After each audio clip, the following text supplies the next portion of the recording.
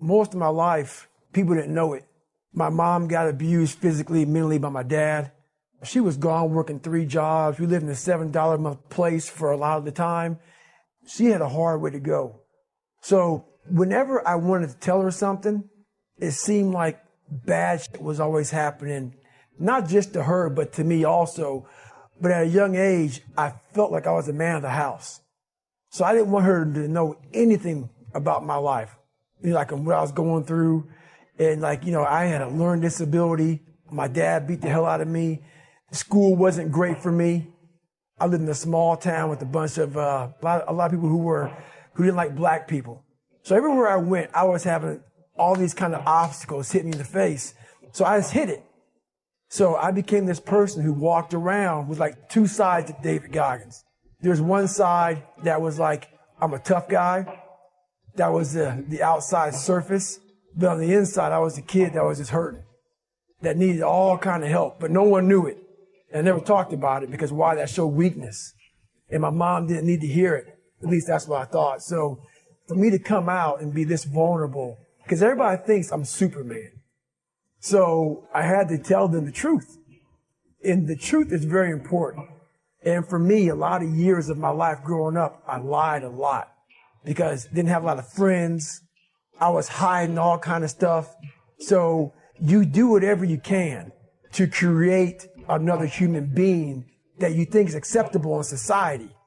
And when I did that, all that came out was a bunch of lies, a bunch of filth, a bunch of nothing. So for me to come out and write a book about the real David Goggins, it was tough. I had to tell them where I came from to give people hope that, wow, that's where he came from. And now he's there. I want to give people that kind of hope. So that's why it was tough.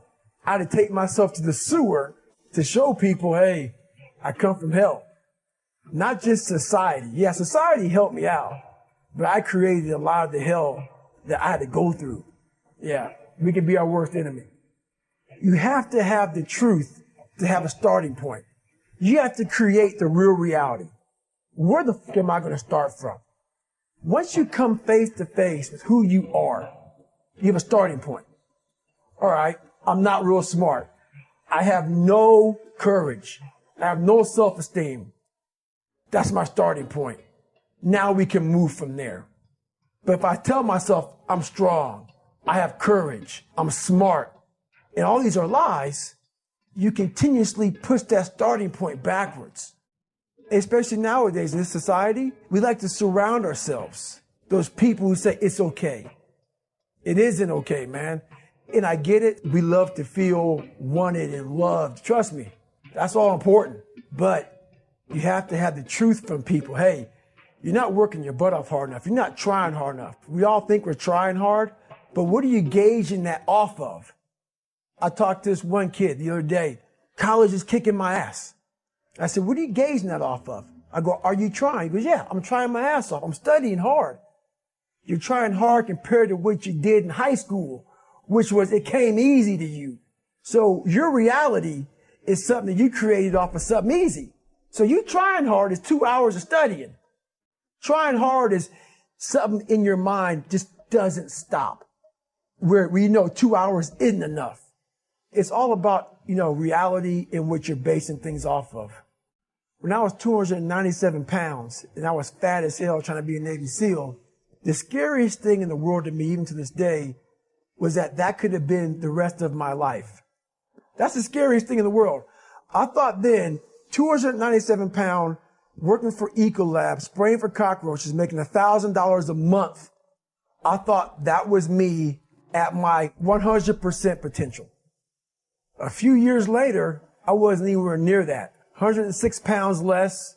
Looking back on that was me trying hard. What is in us, we have no idea until we start trying hard. Where you're obsessed with, hey, this is my new norm. It's not always meant to be fun. And that's when you know you're trying hard. There's a great quote, I think it's by this guy named Richard Feynman, who says, the first principle is that you must not fool yourself, and you're the easiest person to fool. So we construct these Disneyland realities in our brain, right? Feed it back to ourselves. You'll have 2 people. We have the easy voice, which is that 20% telling yourself that you're easy at 90% of my full potential, maybe 100% at that 20%. That's that voice that we all love. That's that mommy holding you saying, it's going to be okay. Doesn't care how good you are, just loves you. That's where you want to be at. This other voice that we walk very far away from is the voice saying, hey man, you ain't doing shit. So we try to get this voice out of our head completely.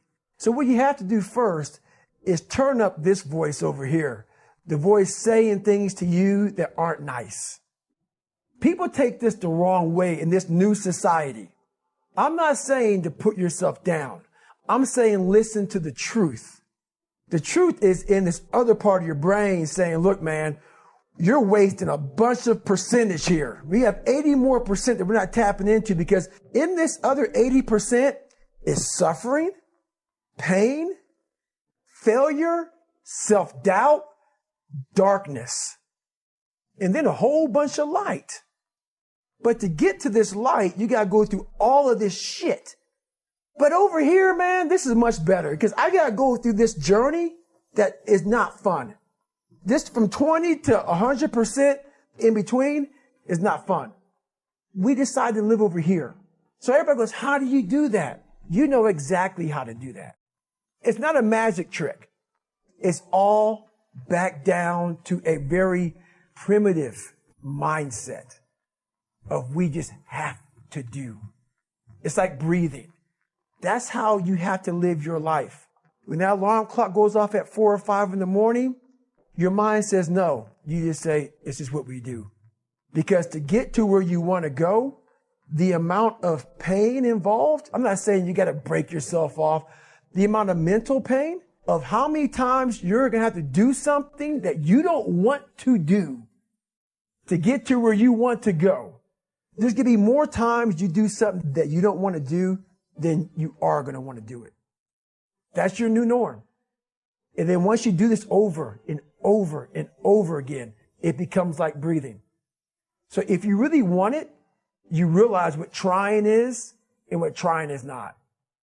Once again, I have to say it very loud and clear. I'm not about being a masochist, but what I found when I was 297 pounds, so I'm not a guy that read a book and said, oh, they're the answers.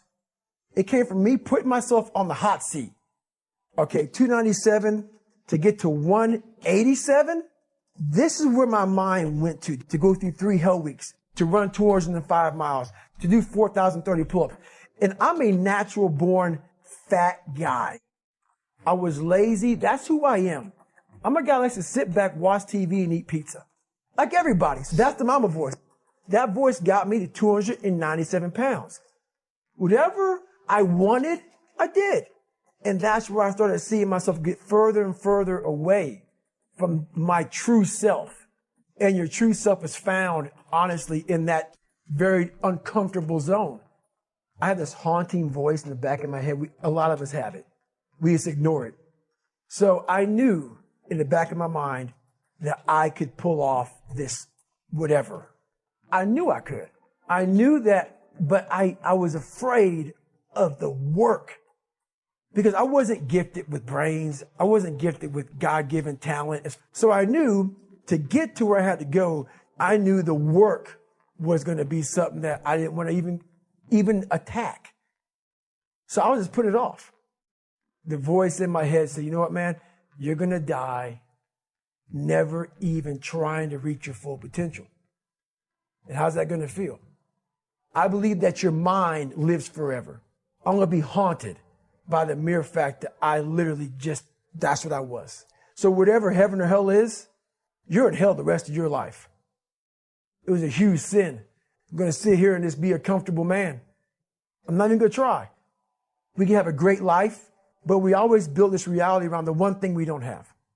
We see the one piece of clothing we weren't able to get. I was the king of focusing on the one bad thing in my life. Everything bad, I focused on that. But over here was a beautiful reality of my life.